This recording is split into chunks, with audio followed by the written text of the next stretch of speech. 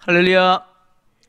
주님의 이름으로 또 기도에 참여하신 성도님들 또 환영하고 또 축복하고 또 우리의 기도를 또 들으시는 하나님이 우리 성도님들의 마음을 위로하시고 또 은혜로 갚아주시기를 또 소원합니다.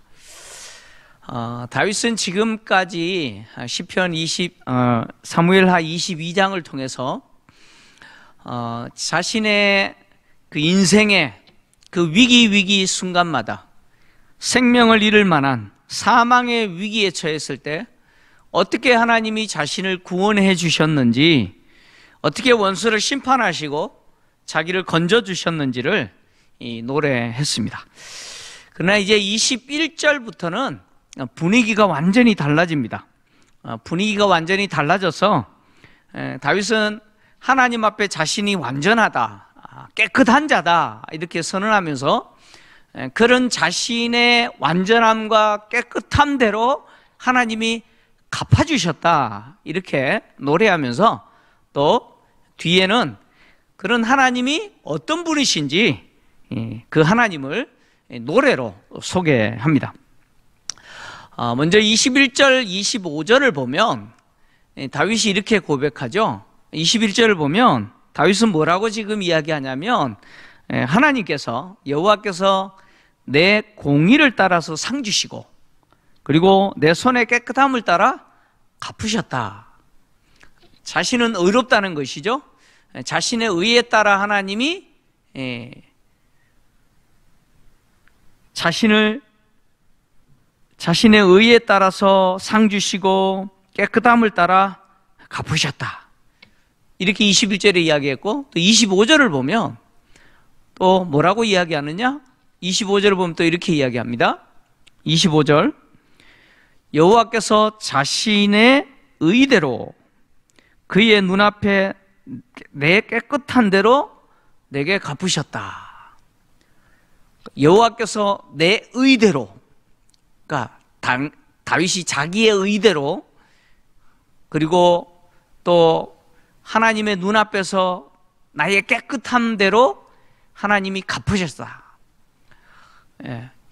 21절도 그렇고 25절도 그렇고 다윗은 하나님 앞에 자기가 의롭다, 깨끗하다 이렇게 선언하면서 의로운 나, 깨끗한 나를 하나님이 그대로 보시고 그에 따라서 갚아주셨다 이렇게 고백을 했습니다.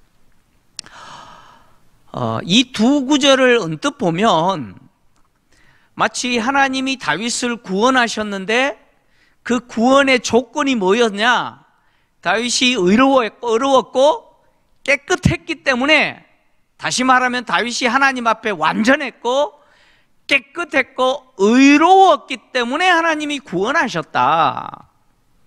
이렇게 다윗이 말하고 있는 것처럼 보입니다.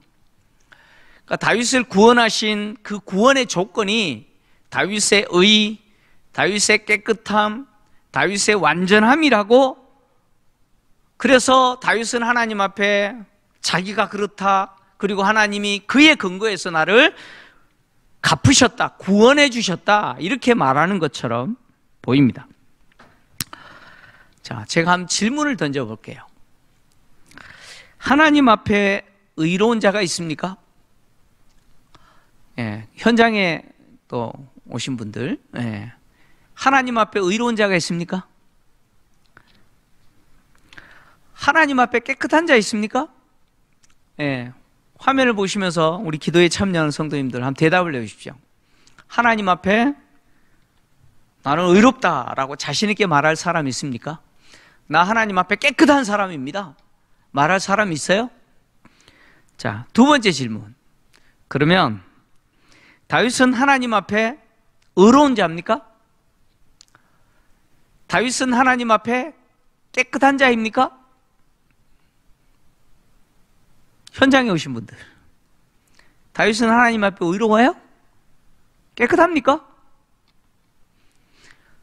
두 가지 질문 다 아니요, 이게 답이죠. 아니요, 하나님 앞에 의로운 자도 없고 깨끗한 자 없습니다. 다시 말하면 다윗이 하나님 앞에 의롭다, 깨끗하다라고 선언했지만 사실 다윗은 하나님 앞에 의롭지도 않고 깨끗하지도 않습니다. 여러분, 우리가 알고 있는 다윗은 어떻습니까? 비록 그가 위대한 왕이지만 그러나 사무엘 하를 통해서 그가 얼마나 흠이 많은 사람인지 우리는 보았습니다.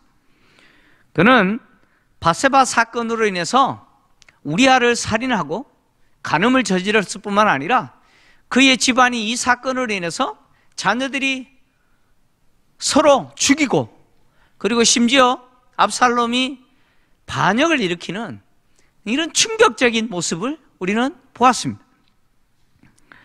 그러니까 다윗이 얼마나 흠이 많은 사람인지 우리는 잘 알고 있어요. 근데 지금 다윗은 하나님 앞에서 뭐라고 지금 주장하느냐면, 나 깨끗하다, 나 의롭다, 나 완전하다.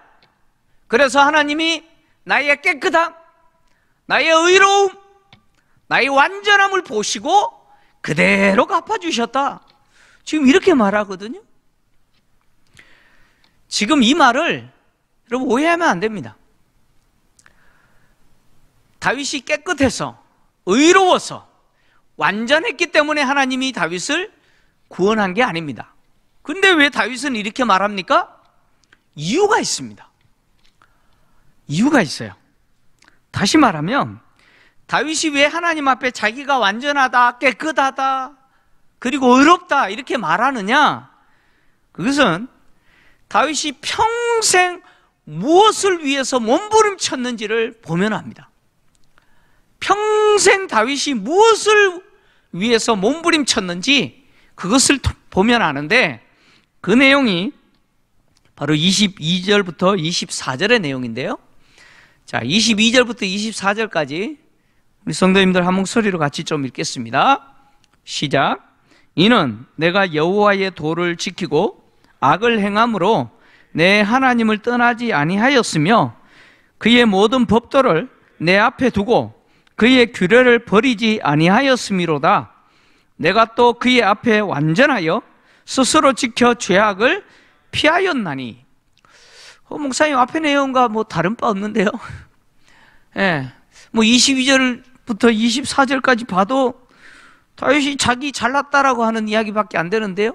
뭐 보니까 뭐 도 지켰다, 여호와를 떠나지 않았다, 뭐 법도 내 앞에 두고 규례를 버리지 않았다, 여호와 앞에서 완전하여서 죄악을 뭐 피했다, 뭐 이런 이야기를 보니까 마치 다윗이 하나님 앞에 나 의롭습니다, 나 깨끗합니다 라고 주장하는 것처럼 보여요. 그죠?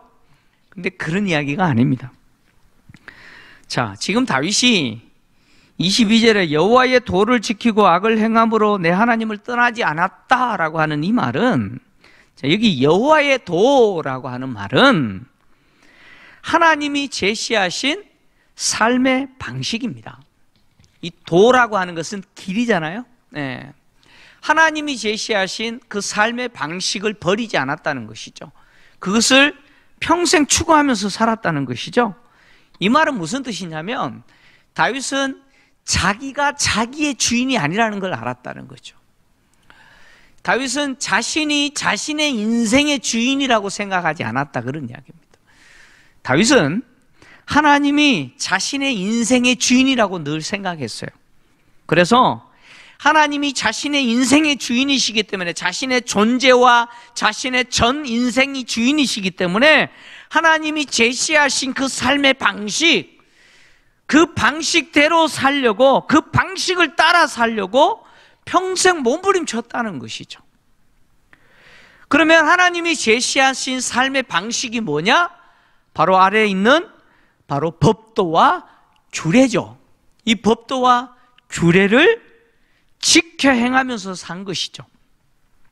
이 법도라고 하는 이 말은 히브리어 미시포토라는 단어인데, 이 미시포토라고 하는 이 명사는 이 재판하다 라고 하는 동사인 미시파트에서 나온 명사입니다. 그러니까 다윗이 지금 법도를 지켰다라고 하는 말은 이 법도라는 단어가 하나님의 통치 행위로서, 하나님이 재판하시는 행위로서 뭐냐? 바로 재판 또는 법령이라는 뜻이죠. 그러니까 다윗이 법도를 자신 앞에 두었다, 그 이 법도를 자신 앞에 두었다라고 하는 말은 자기가 왕으로서 통치하는 그 통치 행위가 하나님이 통치하시는 행위가 되게 했다, 그런 뜻이죠. 이 법도를 자기 앞에 뒀다라고 하는 말은 자신이 이스라엘의 왕이지만 자신의 통치가 누구의 통치가 되게 했다는 것이죠? 하나님이 재판하시는 행위, 하나님이 통치하시는 행위가 되게 했다, 그런 뜻입니다. 이 말은 다윗은 자신이 이스라엘 왕으로서 하나님이 자기를 대리하여 세웠다라는 사실을 인정한 것이죠. 자기가 이스라엘의 왕인데 하나님이 하나님을 대신해서 하나님의 통치가 이루어지도록 자기를 왕으로 세웠다, 나는 하나님의 대리자다, 진짜 이스라엘의 왕은 내가 아니고 하나님이라고 하는 것을 어떻게 했다는 거예요? 인정했다는 거예요. 이 법도를 앞에 두었다는 것은 자기 통치 행위가 하나님의 통치 행위가 실현되도록 했다, 그런 이야기죠. 이것이 사울 왕과 다윗의 다른 점이죠. 사울 왕은요, 한 번도 자기가 하나님의 대리인이다라는 생각을 한 적이 없어요. 자기가 통치하려고 했죠. 그러나 다윗은 아니었습니다. 다윗은 비록 이스라엘의 왕이지만 하나님이 대리하여 나를 왕으로 세웠다, 이스라엘의 왕은 하나님이시다라고 하는 것을 그는 고백하면서, 그래서 왕으로서 뭔가 결정할 때 그는 스스로 판단하고 스스로 결정하지 않았어요. 그는 왕으로서 결정을 내리고 판단을 할 때 항상 했던 행위가 뭐냐? 하나님께 물었습니다. 하나님 이렇게 해야 됩니까? 하나님 이거 해야 됩니까? 끊임없이 하나님께 묻고 하나님께 질문하고 하나님이 판단하고 결정하도록 항상 자기의 통치 행위를 누구에게 의탁했느냐? 하나님께 맡겼어요. 그래서 다윗은 비록 이스라엘 왕으로 통치했지만 이스라엘의 왕으로서의 자신의 통치가 누구의 통치가 되게 했습니까? 진짜 왕이신 하나님의 통치가 되도록 늘 그렇게 애썼습니다. 이것이 법도를 자기 앞에 두었다, 하나님이 제시하신 그 그 길을 따랐다라고 하는 말의 의미죠. 그리고 또 여기 규례를 버리지 않았다 이렇게 표현했는데, 이 규례라고 하는 말은 히브리어 후카라는 단어인데, 이 후카라고 하는 단어는 규정된 것, 딱 정해진 것, 그런 의미죠. 그래서 규정된 것으로 뭐 법령, 규범 또는 뭐 관습 이런 뜻입니다. 그러니까 법도라는 단어가 포괄적인 의미를 이야기한다면 이 규례라고 하는 말은 세부적인 아주 디테일한 것을 이야기합니다. 그러니까 다윗이 이 규례를 버리지 않았다라고 하는 말은 하나님이 왕으로서 지켜야 될 그 디테일한 세부적인 것조차도 어떻게 했다는 거예요? 버리지 않으려고, 지키려고 몸부림쳤다, 그런 이야기죠. 그러니까 다윗은 선대왕인 사울왕과는 전혀 다르게 그런 일평생 이스라엘의 왕으로서 하나님 앞에 하나님이 제시하신 그 길을 가기 위해서 몸부림쳤고, 그리고 하나님이 자신을 통해서 이스라엘을 통치하는 진짜 왕은 하나님이시라는 것을 드러내기를 그는 애썼고, 그래서 하나님이 자신이 왕으로서 마땅히 지켜야 될 세부적인 것도 놓치지 않고 지키려고 몸부림쳤다는 것이죠. 이런 다윗의 모습은 신명기를 통해서 모세가 가나안 땅에 들어가게 될 이스라엘 백성들을 향해서 앞으로 너희들이 가나안 땅에 들어가게 되면 이방 민족들을 보면서 우리도 왕이 있어야겠습니다. 분명히 왕을 요구할 건데 그때 너희들이 왕을 세울 때 이렇게 세워라 라고 율법으로 왕의 제도를 규정했는데 그 내용이 신명기 17장에 있습니다. 신명기 17장을 보면 모세가 이스라엘 백성들이 이방 민족처럼 왕을 세우게 될 때 반드시 이것을 지켜라고 규정을 했는데 왕은 반드시 이스라엘 백성 가운데, 다시 말하면 이방인 중에 세우지 말고 너희 자손 가운데 세워라. 그리고 왕은 군병을 많이 두지 마라. 마병을 많이 두려고 하지 마라. 그래서 애굽에 말 구하려고 애굽으로 가지 마라. 군사 많이 두지 마라. 군대 많이 두지 마라. 군사력 의지하지 마라 이 말이죠. 그 다음에 왕은 또 아내 많이 두지 마라. 아내 많이 두지 마라. 그리고 왕은 자기를 위해서 은과 금을 쌓지 마라. 이렇게 왕의 제도를 말했습니다. 그러면서 왕이 하지 말아야 될 것을 이야기하고 나서 왕이 일평생 통치하면서 반드시 지켜야 되고 반드시 노력해야 될 것이 뭐냐? 신명기 17장 18절에서 20절을 통해서 이렇게 기록했어요. 성도님들 같이 읽겠습니다. 시작. 그가 왕위에 오르거든 이 율법서의 등사본을 레위 사람 제사장 앞에서 책에 기록하여 평생에 자기 옆에 두고 읽어 그의 하나님 여호와 경외하기를 배우며 이 율법의 모든 말과 이 규례를 지켜 행할 것이라. 그리하면 그의 마음이 그의 형제 위에 교만하지 아니하고 이 명령에서 떠나 좌로나 우로나 치우치지 아니하리니 이스라엘 중에서 그와 그의 자손이 왕위에 있는 날이 장구하리라. 아멘. 마병을 많이 두지 마라. 군사력 의지하지 마라. 그리고 또 아내 많이 두지 마라. 은금 자기를 위해서 쌓지 마라. 하지 마라 라고 말하고 나서 반드시 노력해야 될 것이 뭐냐? 율법을 사랑해라는 거죠.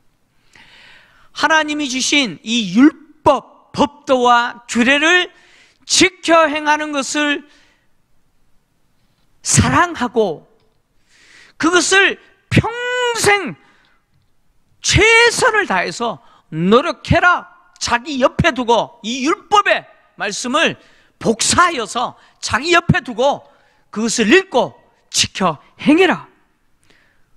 이것이 모세가 이스라엘 왕이 될 사람에게 주신 율법이죠. 근데 다윗을 보면 어떻습니까? 이 모세의 규정대로 이 율법에 규정된 왕의 역할을 하려고 최선을 다한 모습을 보게 됩니다. 그러니까 다윗이 여호와의 길을 따르고 그 법도를 앞에 두고 규례를 버리지 아니하고 그 규례를 지켜 행했다라고 하는 말은 바로 모세가 말하고 있는 이 왕의 모습을 자기가 지키려고 몸부림쳤다, 그런 이야기죠. 이런 다윗을 하나님이 받아주신 거죠. 깨끗한 자로, 완전한 자로, 의로운 자로 하나님이 인정해 주신 거죠. 다시 말하면 다윗이 완전하다, 나는 의롭다, 나는 깨끗하다라고 선언하는 이 선언은 나 죄 없는 사람이다 라고 말하는 게 아니다, 그런 이야기입니다. 다시 말하면 다윗은 자기가 도덕과 윤리적으로 완전한 사람이다, 하나님 앞에 흠이 전혀 없는 사람이다 라고 말하는 게 아니다, 그런 이야기예요. 다윗은 자기가 평생 이스라엘의 왕으로서 모세가 율법을 통해서 규정한 그 왕의 모습을 갖추려고 몸부림쳤다는 거예요.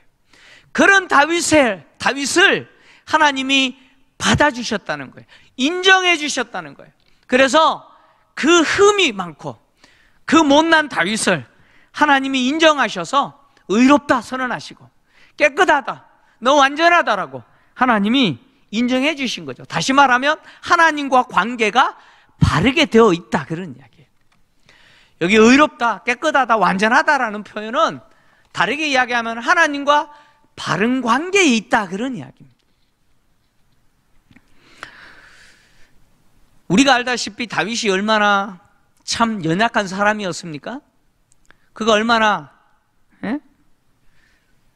끔찍한 죄를 저질렀습니까? 범죄를 저질렀습니까?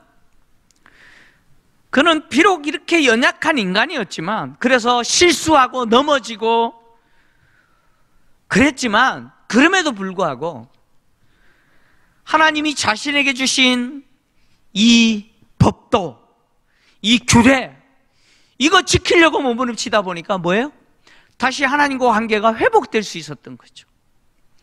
하나님 앞에 자기가 무엇을 잘못했는지 알게 되고, 그래서 하나님 앞에 회개하고 엎드려서 용서를 구하고, 그래서 하나님이 베풀어 주시는 그 긍휼의 은혜를 덧입고 다시 하나님과 관계가 회복되게 되는, 그래서 다윗은 하나님 앞에 나 의롭습니다, 나의 의대로 하나님 갚으셨고, 나 깨끗합니다, 나의 깨끗한 대로 하나님이 갚으셨다, 나 완전합니다, 나의 완전한 대로 하나님이 갚아주셨습니다, 이렇게 고백할 수 있는 자가 된 것이죠.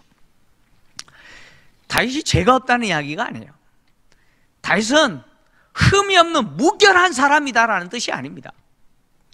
다윗도 우리와 똑같아가지고요, 맨날 넘어지고 맨날 자빠져요. 네?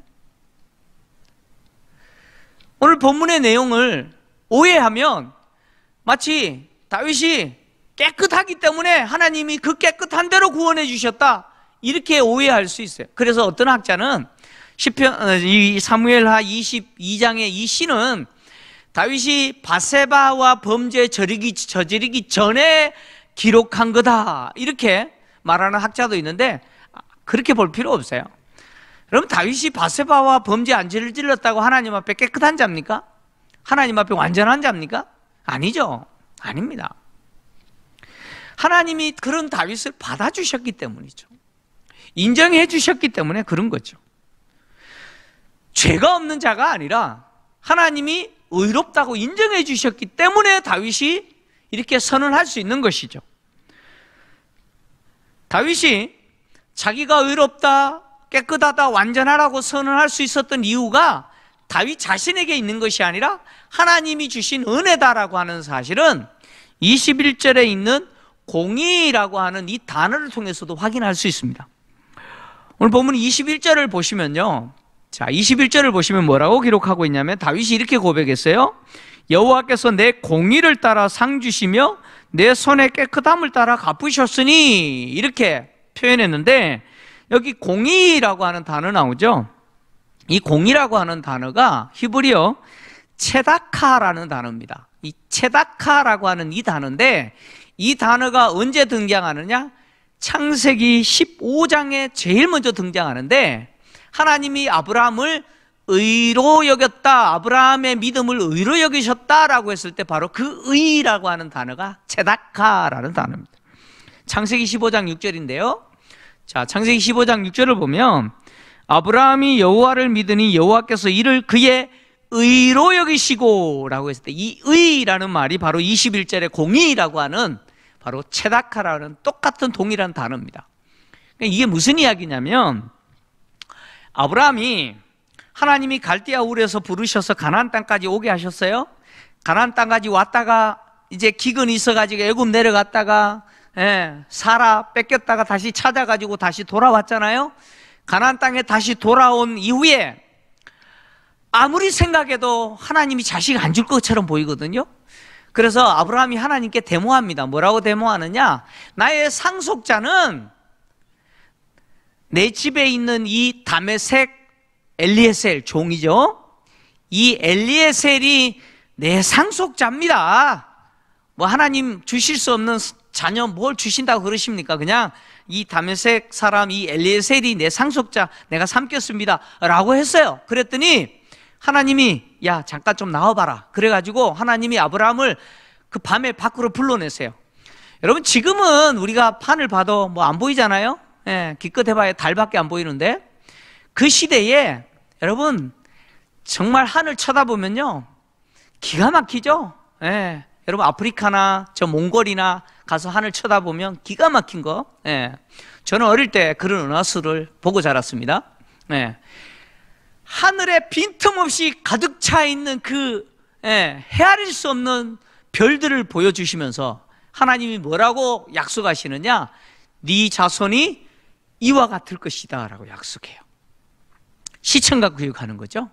하나님이 헤아릴 수 없는 그 어마어마한 별들을 보여주시면서 너의 후손이 이룰 것이다 라고 하나님이 약속을 하세요. 그 약속을 아브라함이 믿었어요. 그랬더니 하나님이 그렇게 믿은 그 믿음을 뭐라고 인정하시느냐? 의다라고 인정했어요. 제다카라고 인정하셨다는 거예요. 그러니까 아브라함이 하나님을 믿었는데 그 믿음을 하나님이 의로 여기셨다라고 했을 때 이 아브라함이 의롭게 된 것은 아브라함이 잘난 것입니까? 아브라함이 잘나서 의로운 사람 된 거예요? 하나님이 의로 여겨주신 거예요? 아니죠. 하나님의 설득이죠. 그렇지 않습니까? 하나님이 시청각 교육까지 해가면서 설득한 거 아닙니까? 이렇게 될 거라고 하나님이 설득하신 거예요. 그래서 아브라함이 하나님께 설득당해서 믿은 거예요. 아, 하나님이 저렇게까지 하셨는데 안 주시겠나? 그렇게 믿어진 거예요. 근데 그것을 하나님이 의로 여기신 거예요. 근데 한번 보세요. 하나님이 의로 여기셨다라고 해서 아브라함이 하나님을 믿었다 그랬는데 조금 지나면 어떤 일이 벌어지죠? 조금 지나면 어떤 일이 벌어집니까? 아브라함이 믿어요? 자식 준다고 믿어요? 아니죠. 예, 하가를 통해서 뭘 낳아요? 이스마엘을 낳잖아요. 이것은 아브라함이라는 사람이 얼마나 불완전한 사람인지를 보여줍니다. 다시 말하면 아브라함의 믿음이라고 하는 것은 하나님이 설득하신 것이고 하나님이 주신 거죠. 끊임없이 하나님이 설득하시고 끊임없이 하나님을 믿게 하셔서 믿게 된 거죠. 그러니까 이 공의라고 하는 이 단어는 내가 잘났기 때문에 의로운 자가 된 게 아니고 하나님이 뭐예요? 인정하신 거죠. 아브라함이 얼마나 불안한 사람입니까? 불완전한 사람입니까? 그럼에도 불구하고 하나님이 의로운 자다라고 인정해 주셨기 때문에 의로운 자가 된 것처럼 다윗도 마찬가지죠. 다윗도 얼마나 불완전한 사람입니까?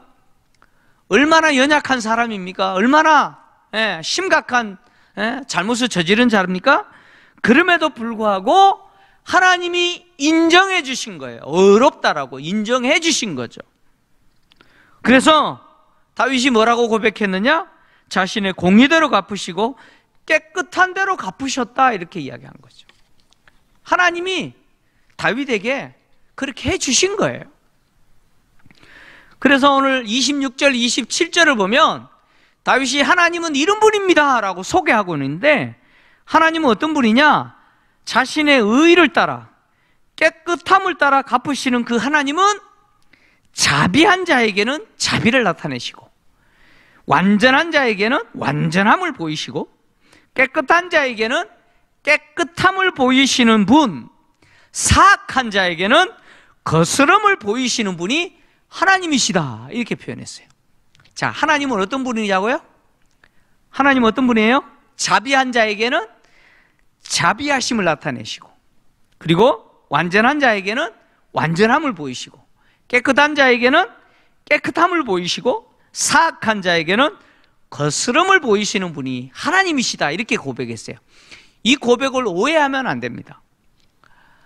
여기 자비한 자라는 말은 자비라고 하는 단어는 항상 하나님의 언약적 관계 속에서 생각해야 되는 단어죠.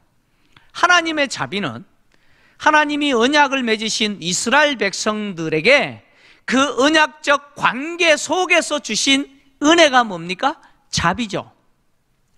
자비입니다. 그래서 여기 자비한 자란 누구를 이야기하느냐? 하나님과 언약 관계 안에서 그 언약에 성실한 자들을 일컬어서 자비한 자라는 말을 합니다. 그러니까 하나님과 언약 관계 속에서 그 언약을 불순종하고 그 언약을 깨뜨리는 자가 아니고 그 언약에 성실한 자가 자비한 자다, 이렇게 표현한 거죠. 그러니까 다윗은 하나님과 관계에서 하나님과 맺은 그 언약 속에서 성실한 자였다, 그런 이야기죠. 근데 다윗이 잘나서 성실한 자가 되었느냐? 아닙니다. 여기에 이렇게 표현하죠.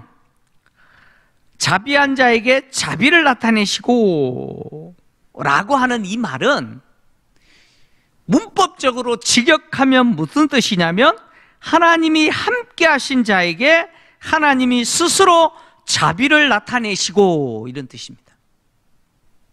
자, 이게 굉장히 중요한 이야기인데, 자비한 자에게 자비를 나타내시고라는 말이 문법적으로 직역하면 하나님이 함께 하시는 자비한 자에게 하나님은 스스로 자비를 나타내시고, 이런 뜻이에요. 그 자비한 자가 스스로 자비한 자입니까? 아니면 하나님이 함께 하시니 자비한 자가 된 겁니까? 제가 지금 무슨 이야기 하는지 여러분 이해가 되십니까? 하나님이 자비한 자에게 자비를 나타내시는데 그 자비한 자는 자기가 잘나서 자비한 자가 된 게 아니라는 이야기입니다. 하나님이 함께 하시는 자비한 자입니다. 다시 말하면 전제가 있죠? 하나님이 함께 하시는. 내가 자비한 자가 된 것은 내가 잘나서 자비한 자가 된 게 아니라 하나님이 함께 하시기 때문에 내가 자비한 자가 된 거죠. 하나님이 베푸신 은혜죠.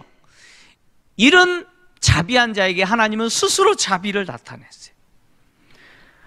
완전한 자에게 하나님은 완전함을 보이신다.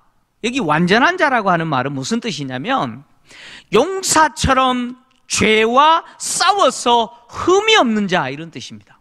이 완전한 자는 죄와 싸우는데 어떻게 싸우느냐? 용사처럼 싸워서 흠이 없는 상태를 이야기합니다. 근데 이렇게 완전한 자가 자기가 잘나서 완전한 자가 되었을까요? 또 아닙니다. 앞에 제가 이야기한 것처럼 문법적으로 직역하면 하나님이 함께 하시는 완전한 자에게 하나님은 스스로 완전함을 어떻게 해요? 보이시며, 이런 뜻입니다. 다시 말하면 하나님이 함께 하시기 때문에 완전한 자가 되죠. 그래서 이 완전한 자라는 것은 하나님이 함께 하시는 사람으로서 죄와 싸우는데 어떻게 싸워요? 용사처럼 싸워서 흠이 없는 자가 되려고 몸부림치는 사람이죠. 이런 사람에게 하나님은 뭘 보여주세요? 당신의 완전함을 나타내신다는 거예요. 보여주신다는 거예요. 깨끗한 자라고 표현했는데 이 깨끗한 자에게 깨끗함을 보이신다. 여기 깨끗한 자라는 말은 죄악을 버려 세상으로부터 구분된 자, 구별된 자, 이런 뜻입니다. 죄악을 버려버림으로 세상으로부터 구별된 자. 근데 문법적으로 보면 하나님이 함께 하시는 깨끗한 자, 이런 뜻입니다. 그러니까 내가 죄를 버리고 세상으로부터 구별된 것은 내가 잘나서 그렇게 된 게 아니라는 거죠. 하나님이 나와 함께 하시기 때문에 내가 죄를 미워하고 죄를 버리고 세상으로부터 구별된 자가 된 것이죠. 하나님이 나를 그렇게 불러주신 거죠. 이런 자에게 하나님 뭘 보이신다고요? 당신의 깨끗함을 보여주신다는 거예요. 사악한 자에게 하나님이 거스름을 보이신다라고 했는데 이 사악한 자라는 뜻은 속이는 자, 왜곡하는 자라는 뜻이죠. 다시 말하면 하나님의 뜻과는 정반대 길을 가면서 하나님과 사람을 속이려고 하는 자를 이야기합니다. 하나님이 제시한 길을 가는 것이 아니고 정반대 길을 가면서 하나님과 사람을 속이려고 하는 자죠. 이런 자들에게 하나님은 뭘 보여주시느냐? 거스름을 보여주신다. 다시 말하면 하나님이 제시한 길을 가지 않고 반대길을 가면서 원했던 그것을 하나님은 얻게 하지 않으신다. 하나님을 속이고 사람을 속이면서 얻고자 하는 그것, 하나님 얻게 하시지 않는다, 그런 뜻입니다. 그 사람으로 하여금 그가 원하는 것을 흡족하게 하시지 않는다, 그런 뜻이죠. 이것은 사실 다윗이 직접 체험한 거죠. 다윗은 바세바 사건을 통해서 체험한 겁니다. 다윗이 바세바 사건을 통해서 자신이 하나님의 뜻과는 반대 길을 걸어갔을 때 하나님이 어떻게 하셨는지 경험을 통해서 알았어요. 사악한 자에게 하나님은 거스름을 보이시니라는 분이라는 사실은 다윗이 직접 자기가 체험했던 경험이죠. 경험입니다.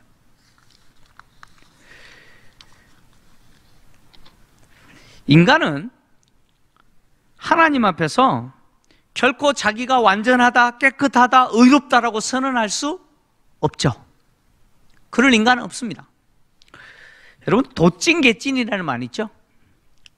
도찐개찐이 무슨 뜻입니까? 윷놀이 해보시면 아시잖아요. 이제 상대말이 지금 이제 요 하나만 나오면 끝나요. 근데 내 순서가 됐는데 내가 지금 거리 나오면 끝나요. 나도 내가 이겨요. 거리 나오면 딱 던졌는데 뭐가 나왔느냐? 도 아니면 개가 나왔어요. 의미 있어요? 네? 거리 나와야 되는데 도나 개가 나오면 의미가 있습니까?